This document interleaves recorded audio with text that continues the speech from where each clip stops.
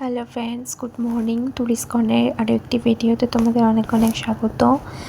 এখন যাচ্ছি, দেখো টোটো করে যাচ্ছি নার্সিংহোম। মা অ্যাডমিট আছে, আমার মায়ের ওটি হয়েছিল, সেই কারণে তো এই মা 2-3 দিন অ্যাডমিট ছিল।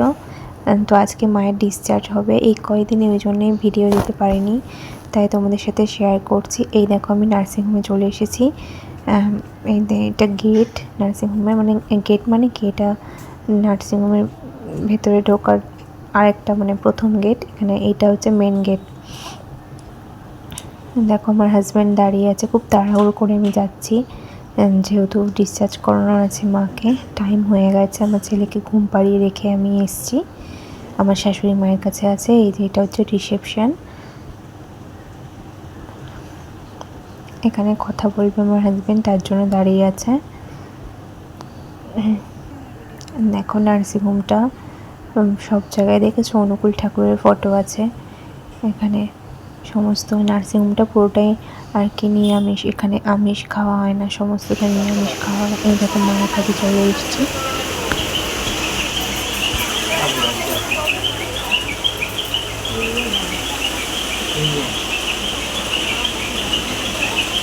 যে মায়ের আজকে ডিসচার্জ হবে তাই এসেছি। মায়ের অপারেশন হয়ে গেছে কালকে, তার আগের দিনকে ডিসচার্জ হবে বলে মাকে ডিসচার্জ করতে এসেছি। মায়ের শরীর এখন মোটামুটি আছে, সবে তো 2 দিনও হয়নি এখনও ওটি হয়েছে, তাই তোমাদের সাথে শেয়ার করলাম। তোমরা সবাই হয়তো জানতে চাইছো যে কেন ভিডিও দিতে পারছি না, সেই কারণে ভিডিও দিচ্ছি না। কেন এতদিন হয়ে গেল, মন মেজাজটা ভালো ছিল না, তার জন্য।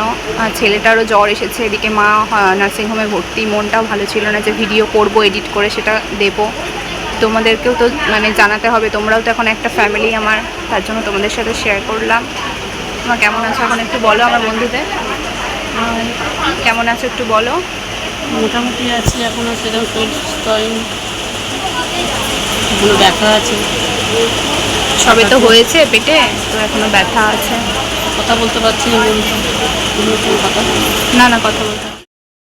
এই যে নার্সিংহোম থেকে বাড়ি চলে এসেছি, তোজোকে এখন খাওয়াচ্ছি দুধ সুজি। তোজো ঘুম থেকে উঠে পড়েছে একটু আগে, আর আমার মা রেস্ট নিচ্ছে পাশের ঘরে। তো তোজোকে খাইয়ে নিয়ে আবার আসছি। আজকে সারাদিনই নার্সিংহোমে কেটেছে, সবটাই তোমাদের সাথে শেয়ার করলাম। যে আজকে নার্সিংহোমে মা অ্যাডমিট ছিল, মায়ের ওটি হয়েছে, মায়ের গল ব্লাডারে স্টোন হয়েছিল, সেটার ওটি ছিল, মাইক্রো হয়েছে। তো আজকে মাকে ডিসচার্জ দিল। এই কদিন ভিডিও বানাতে পারিনি, সেটা তোমাদেরকে সবটাই বললাম, কারণ মন মেজাজ ভালো ছিল না। আর আমার ছেলের শরীরটাও একদম ভালো ছিল না, ওর জ্বর এসেছিল। এদিকে মা নার্সিংহোমে ভর্তি, মায়েরও শরীর ভালো ছিল না। তো ওটি হয়ে যাওয়ার পর মা এখন একটু বেটার আছে। কি বলো তো, সবে হয়েছে তো ওটি, তাই জন্য এখনও তো মানে শরীরেই সঙ্গে সঙ্গে ঠিক হয়ে যাবে না, একটু সময় তো লাগবে। মাইক্রো হোক আর তোমার ওপেন সার্জারি হোক, সময় তো একটু লাগবে বলো। তার জন্য একটু মানে ইয়েই আছে, বলছে শুধু পেটেরটা মানে পেটের জায়গাটা একটু ব্যথা ব্যথা করছে, কারণ সবে 2 দিন হয়েছে ওটি হয়েছে, মানে কালকে তার আগের দিন ওটি হয়েছে। তো মাকে আমি আমার শ্বশুরবাড়িতে নিয়ে চলে এসেছি, কারণ বাড়িতে একা মাকে কে দেখবে বলো। আর আমি এখান থেকে কত দৌড়াদৌড়ি করব, যদিও বা আমার বাপের বাড়ি আর শ্বশুরবাড়ির ডিস্টেন্স বেশি না, কাছাকাছি, তবুও বাচ্চা ছোট থাকলে কি বলো তো, এত মানে এখান থেকে আবার রেখে, আর যেহেতু ছেলের শরীরটাও ভালো না, তাই জন্য বারবার করে বাড়ি আর শ্বশুরবাড়ি করা আমার পক্ষে সম্ভব হবে না। আর মাকে সারাদিন কি করে দেখবো, মানে বাড়িতে যদি আমি ধরো এখান থেকে গেলাম, মা ওখানে একা বাথরুম পায়খানা বাথরুম টাথরুমে মানে বাথরুমে যাবে, তখন যদি মাথা ঘুরে যায় তখন আরেক সমস্যা। আর ওখানে টাইম মতো একটু ওষুধ খাওয়ানো, এগুলো তো আমি না থাকলে করতে পারবে না, কে কত করে দেবে। আর মানে কে সর্বক্ষণ তো আর কেউ থাকবে না, রাতে ধরো একাই ঘুমাবে, সেটা আমার চিন্তা থাকবে যে মাটা কি করছে। মানে আমি এখানে থাকবো কিন্তু আমার মন ওদিকেই পড়ে থাকবে মা একা থাকলে। সুতরাং এখানে 2-4 দিন থাকলে একটু ঠিক হয়ে যাক, স্টেবল হয়ে যাক, তারপরে মা আবার বাড়ি যাবে। মা তো থাকতেই চায় না এখানে এসে, মেয়ের শ্বশুর বাড়ি থাকতেই চায় না। সবাই তোমরা বোঝো, যারা যারা মানে শাশুড়ি মা আছো তারা বোঝো, মেয়ে শ্বশুরবাড়ি অনেকেই তোমরা থাকতে চাও না। তো মাও তাই থাকতে চায় না, এলে 1 দিন খুব জোর, আর 2 দিন মানে খুব জোর হলে 2 দিন। তার জন্য মা একটু ঠিক হয়ে যাক, তারপরে মা আবার বাড়ি চলে যাবে। 5 দিন পরে মায়ের ড্রেসিং আছে, মানে আজকে ড্রেসিং করলেও আবার 5 দিন পর ড্রেসিং করবে।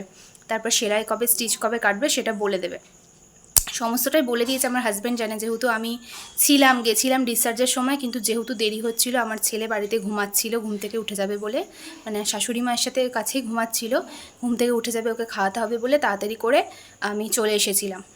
ওর জন্য আর জানা হয়নি কিছু। তো আমার হাজব্যান্ড এসে তাড়াহুড়ো করে আবার কাজে চলে গেছে। ও এলে তারপর আমি ওর কাছ থেকে সবটা জেনে তোমাদের সাথে শেয়ার করে দেবো। তো ফ্রেন্ডস, আজকে ব্লগটা আর জানি না কতটা করতে পারবো, কারণ মা অসুস্থ, মা এসেছে। তোমাদের সাথে আবার পরে যদি পারি তাহলে দেখা হচ্ছে আবার, ঠিক আছে?